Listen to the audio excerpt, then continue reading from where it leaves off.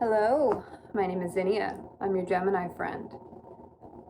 I want to talk about Doja Cat's natal chart because, okay, so I looked up her chart because just curious. I'm a fan, love her music, have for a very long time. And honestly, Paint the Town Red has been stuck in my head, not just stuck in my head, I've been playing it on repeat ever since I heard it. It's actually it's probably my favorite song from her, and one of my favorite songs ever. Something about it just makes me feel really, really good. I don't know, it's just got such a nice vibe to it. Anyway, yeah, controversial stuff aside, I don't really care about that.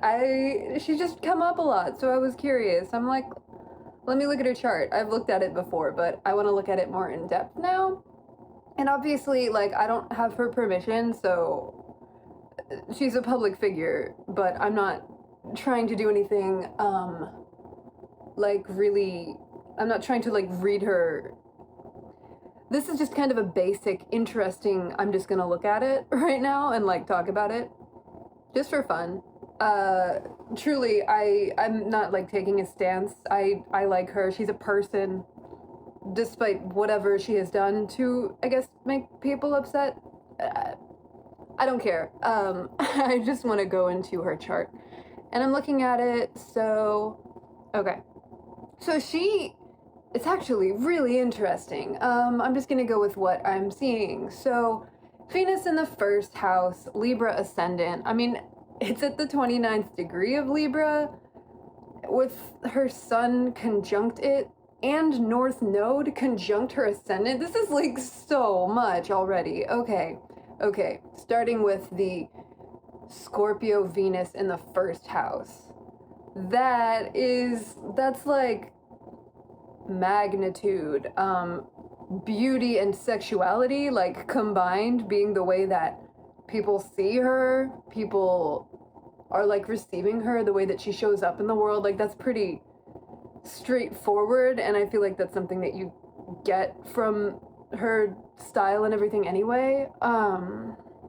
But Venus in the first house, it's really nice. That's like beauty in the initial self, like, visually, just vibe-wise, like, just giving off a harmonious...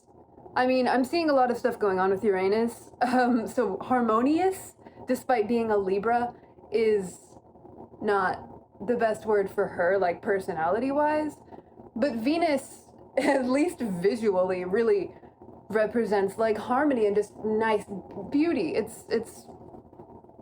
This is, like, it's good to have in the first house, because people receive you, like, they receive you, the ways that you are attractive are more straightforward, if that makes sense. So, and it's in Scorpio, which is, you know, it's got that, there's the sexuality element to it, there's the, I said magnetism, but it's kind of like a mysterious, like, there's more there, like, you want to go into it because it inspires curiosity. Yeah, let's move on. North Node conjunct her sun in the 12th house, conjunct her ascendant. That's a lot. So, the sun... what part do I go over first? Because sun conjunct North Node. Let's go with that. That is her sense of self, her life purpose, her, like, ego self, and, like, personality. Like, who she shows up as in the world and what she's moving towards is directly related to her actual soul path, like, the journey that she needs to be on in this lifetime, meaning that her south node would be opposite that in the 6th house, which is, like, more mundane, routine, daily, like, what's the word I'm trying to think of? Maintenance? I can't think of the right word, but, it's just like more focused on like maintaining the mundane, as opposed to the 12th house, which is where the North Node is, which is the direction she should be moving in. What I'm trying to get to with this is that she has essentially mastered in previous lifetimes, however you want to look at it. She's got the mundane daily stuff down, so she's working more on the deeper, more spiritual things in this lifetime. Like, this is a very deep, like, soul purpose and like what she's working towards as a soul. So to have that in such a significant house conjunct her son, like who she is in this world, that's huge. So like being a star, being someone in the public eye, like that's powerful. It's interesting because the 12th house, where her son and North Node and Mercury are, it's a very private house. It's very, I mean, hidden. It's like mystical, it's spiritual, it's sensitive. It's, the 12th house can be where we put things that we haven't even fully recognized, like consciously. It can be like repressed things that are like deep, but don't come across to others or even to ourselves, like things that we hide from ourselves, things that we want to hide from ourselves subconsciously. It's the subconscious. It's also extremely artistic. Sun in the 12th house is like a deep kind of artistic. And interestingly, she also has Saturn in the 5th house, which is another incredibly artistic house. It's the house of our creations. So having Saturn there, and only Saturn there, in Pisces, which connects to the 12th house energetically, that is a very... her standards for her art are extremely high. She has high standards and she's going to produce quality work. Like, that is a major thing. And it's interesting that she could have been younger when she, because I know that she, I believe, like, had an album produced before she blew up. Was it like the Moo song? That's when she got really big. So I'm just saying this because Saturn, where Saturn is, things tend to take a longer time because we focus on really perfecting the quality of it beforehand. And also Saturn slows things down because it's the, I say this a lot, like building something on a strong foundation as opposed to something that might be like a quick, like a quick but over quickly, like quick fame that's over quickly. It's not that. This is like stable foundation, stable creations. This is the energy of her creativity, is quality that is based on having a strong foundation. That's what I'm getting at with this. And that's why your stuff is so freaking good. Like, you I, like, artistically, I really, really, really love her music and her aesthetic. It's just so good. And I feel like that's something that, like, people agree on. It's just a fact. She's very talented. She's gifted, and she's got this Venus in the 1st house. That's just, it's really fortunate. It's like a good thing. And speaking of fortunate, okay, she's got Jupiter in the 2nd house. That's like luck and fortune and expansion in the house of material wealth. Material, like what we have to show that is ours. It can also be the physical body. It can also be like the sense of self-worth. So she's got Jupiter, and she's also got Mars there. Mars is also conjunct Pluto. She's got Pluto there too. She's got a lot in her second house. We'll start with Jupiter in the second house since I started with that. So Jupiter in the second, I guess I already said, it's expansion, wealth, fortune, optimism. It's also very optimistic when it comes to like what she feels like she can achieve and acquire for herself. And it's also like good quality. And you know, Venus in the first two, and a lot of Libra energy. That's just good taste, like quality wise. Yeah, well, so there's that, and then Mars in the second house is that's actually, and this is all in Sagittarius. Jupiter and Mars are in Sagittarius in her second house. So a Sagittarius Jupiter, that's like redundant. It's the same energy emphasized, that expansive. It's also got a lot to do with philosophy and other cultures and just expanding, like a worldview that is expansive. Mars in the second house in Sagittarius. A Sagittarius Mars in any fire sign it's good because it goes well with the Mars energy. So there's this second house stability that comes with the fire Mars, that it just works really well together. This is like a really good work ethic, and is another thing that emphasizes the quality of her work. Like the second house, just okay, including the Pluto there also, that adds this like, and it's in Scorpio, because Pluto was in Scorpio for a while, but second house Pluto in Scorpio, it just adds a real sense of depth to this, like to the material sense of it, where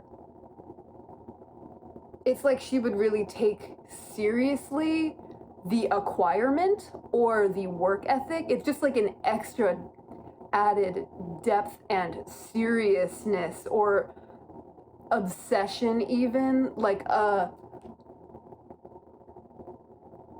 just an intensity to the way that she goes about getting these things. But it's also connected to her sense of self-worth and even her physical body, like I said. So just like the second house it's your body, because that's what you have to show. Like ultimately this is like who you are and what you have, you know? So there's just an intensity that is connected even to just who she is. So this is even more like scorpionic magnetism and intensity. So this is all sounding very good, but like then she's got all of this, so she's got Uranus in the third house, which, I mean, the other things that are going on with Uranus, she's got, it's trine her moon, it's square her sun. The orb of those is really tight. Uranus is square her north node too, sextile her Pluto, conjunct Neptune, because it was for a while, and square her ascendant. And it's also opposite her midheaven. So this is just so much Uranus energy that is just affecting like all sorts of aspects of her chart. And what Uranus does is it's rebellious and it's controversial. It mixes things up, it makes them more interesting, and it tends to take the contradictory viewpoint. It just doesn't want to get along with other. It wants to stand out, it wants to disagree, it wants to be unique, it wants to express who and what it is in contrast, very specifically in contrast with everything else. So the very strongest thing she's got aspecting Uranus, I mean, it's square her sun, okay? Uranus square her sun. That's a difficult relationship between who she is and how she is expressing herself, because it's in the third house. And I'm not saying that it's difficult for her, I don't know, but it's received in a way that just clashes. So it's like all of this just naturally, she's a naturally controversial person. That's just like who she is. And that sort of thing, I mean, that innovative pioneering energy, like we need that. That's something that, regardless of what you think of what she's saying, like, she's the sort of person who is going to take a contrarian stance or just naturally like clash in that way. That's like very much a core part of who she is and how she shows up in the world. And like with her ascendant, yeah, Uranus is squaring her ascendant. The orb is 3. Like, that is also Uranus squaring is a harsh relationship between her communication and the way she shows up in the world. Okay, her ascendant, like how she is received, how she's expressed. Like this is, it's just so clear. It's very clear that she couldn't be any other way. Like, I don't know. Okay. Gosh, it's also sextile her Mars, so it's working well for her drive. Like, this is something that is actually benefiting her. It's controversial energy is actually like impetus for her success. Like, keep hating, she's gonna keep doing well. That's just, I mean, what more do I have to say, honestly? Like, okay, her moon is in the 11th house in Virgo, so that is yet another sign of like perfectionism and just high quality. Like, she is going to produce quality material, and it's in the 11th house. That's she's very comfortable in the public eye. I mean, I'm saying that like, I don't know. I don't know how she feels, but being in the public eye, that's her sense of like emotional comfort. That's I would think of that as the sort of energy that you know, like goes on live and it enjoys it. Like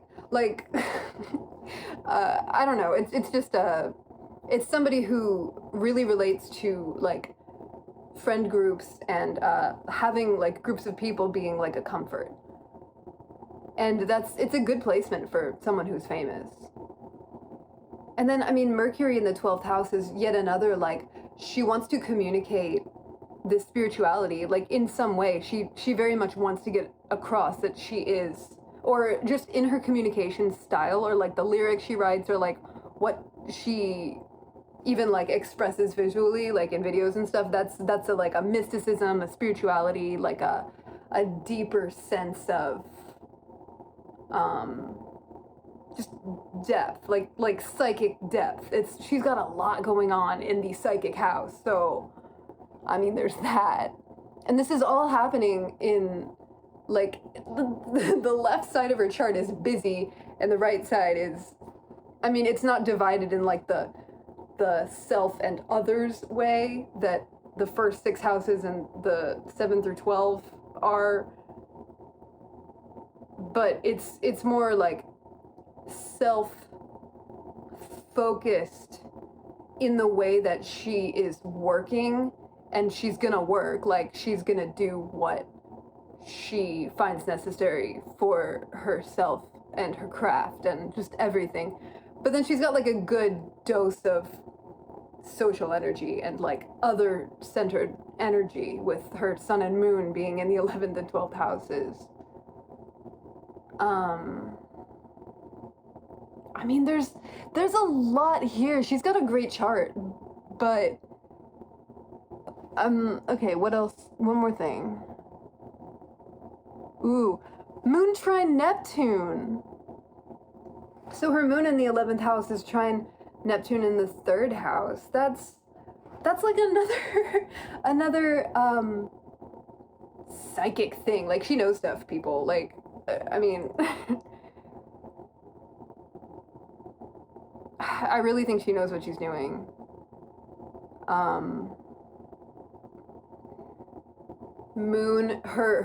her internal like way of comforting herself, her way of processing her emotions, and her like intuitive side is trine, pretty strongly trine Neptune, which is the most psychic and spiritual planet of all.